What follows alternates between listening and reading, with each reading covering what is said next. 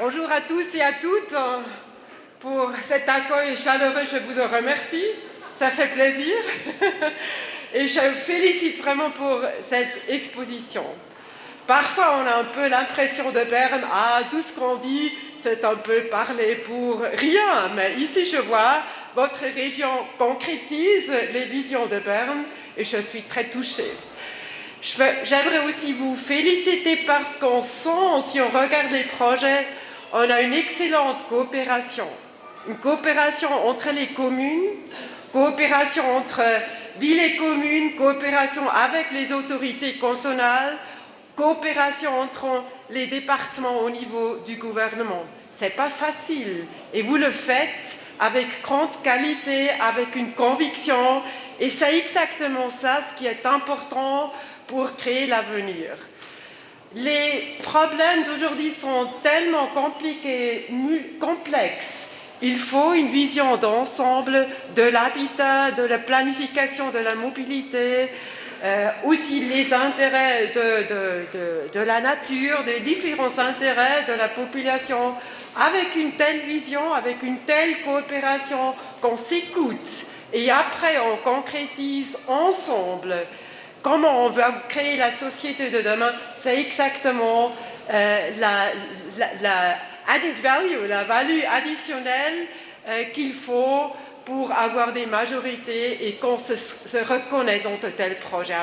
Mes grands compliments à toutes les personnes qui s'engagent pour ces programmes d'agglo, pour cette vue d'ensemble, c'est vraiment extra.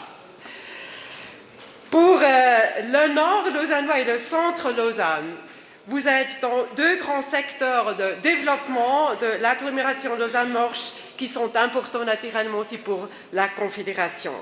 Leurs schémas directeurs sont la preuve que la collaboration tripartite entre la Confédération, les villes et les communes a bien fonctionné jusqu'à présent, tant que la politique de développement territorial et des transports que dans la politique d'agglomération.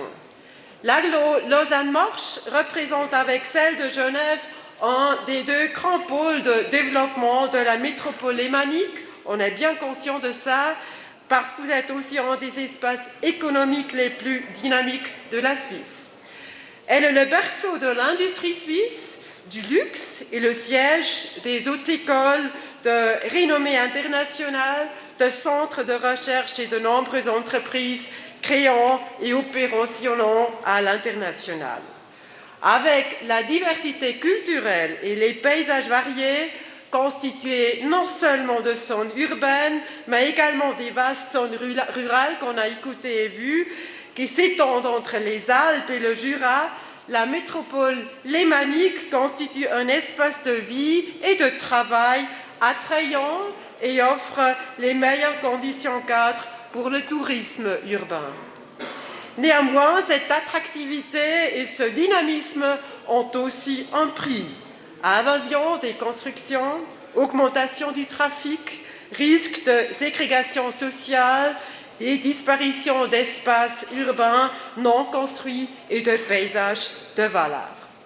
Afin que la région puisse se développer de manière durable, il faut réunir les forces de ces deux pôles de développement que sont Genève et Lausanne et améliorer la collaboration avec la région frontalière française. Sur le plan régional, mesdames, messieurs, nous devons adopter une stratégie de développement territorial commune et transfrontalière. De cette manière, il sera possible d'axer le développement sur les sites les mieux adaptés et de protéger les paysages uniques contre le morcellement.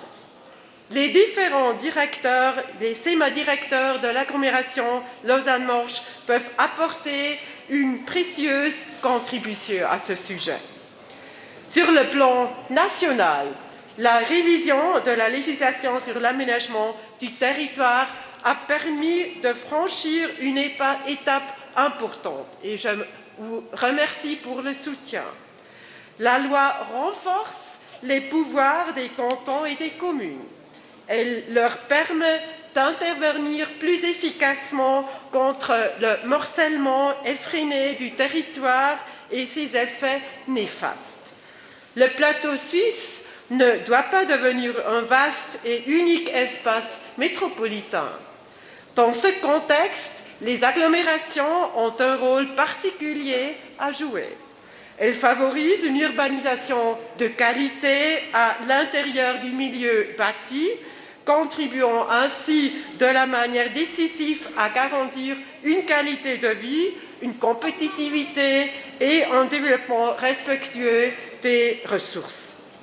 Il convient donc de développer la politique des transports en étroite coordination avec la politique de développement territorial.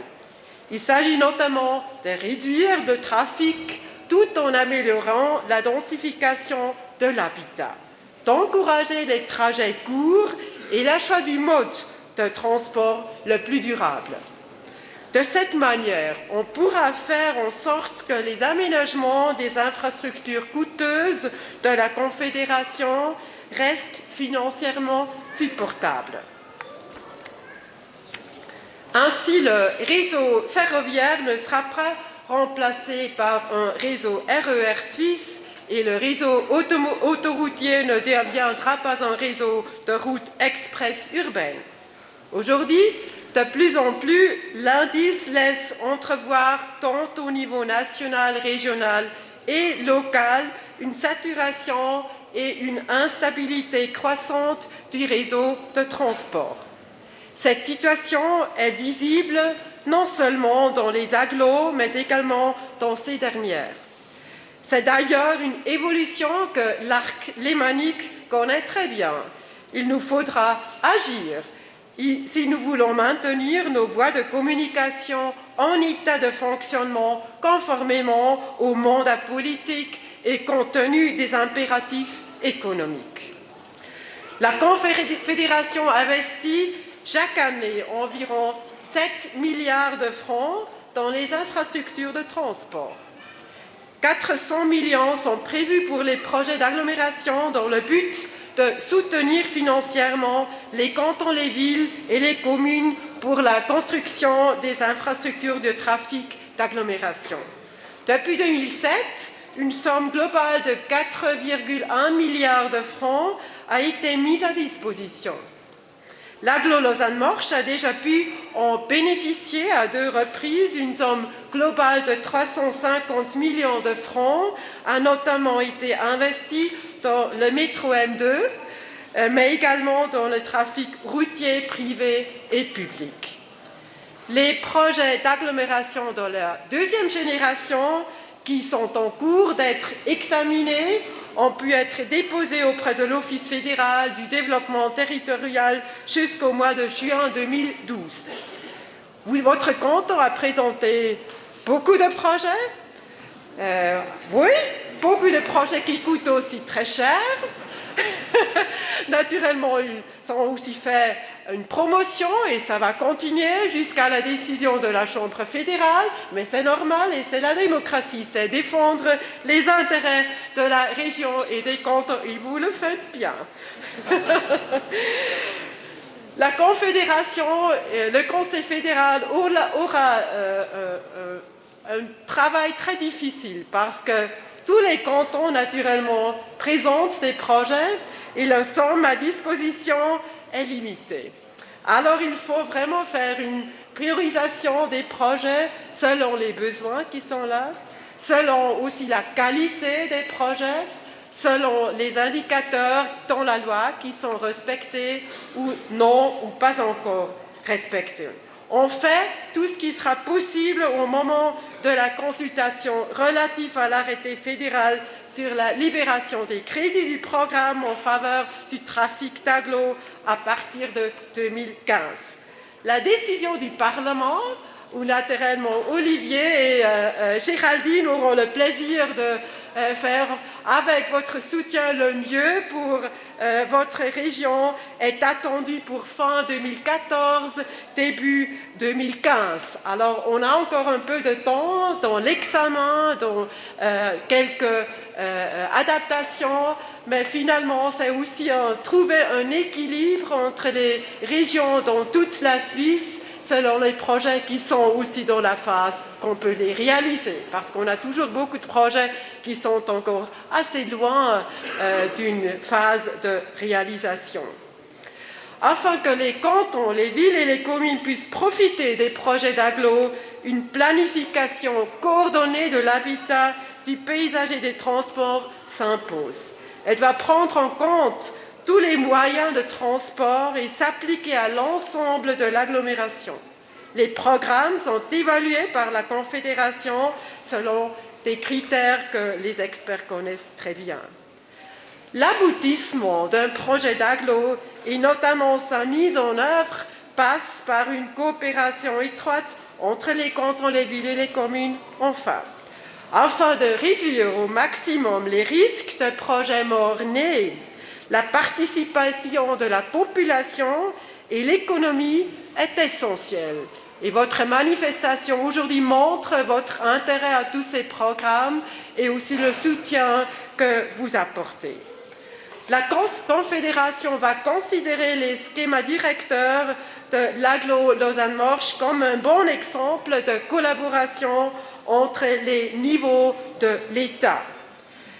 La Confédération salue d'ailleurs la coopération mise en place par l'OGLAM Lausanne-Morges. La mise en œuvre et le développement de son projet permettront à la région de relever les défis actuels et futurs de la politique et développement territorial et des transports. Je considère que le développement des projets d'agglo comme un processus continu. Aujourd'hui, ces projets sont un instrument clé de la mise en œuvre du projet de territoire suisse. À l'avenir, ils seront appelés à jouer un rôle essentiel dans la politique d'agglomération. De plus, le financement du projet d'agglo doit être suffisant et assuré à long terme.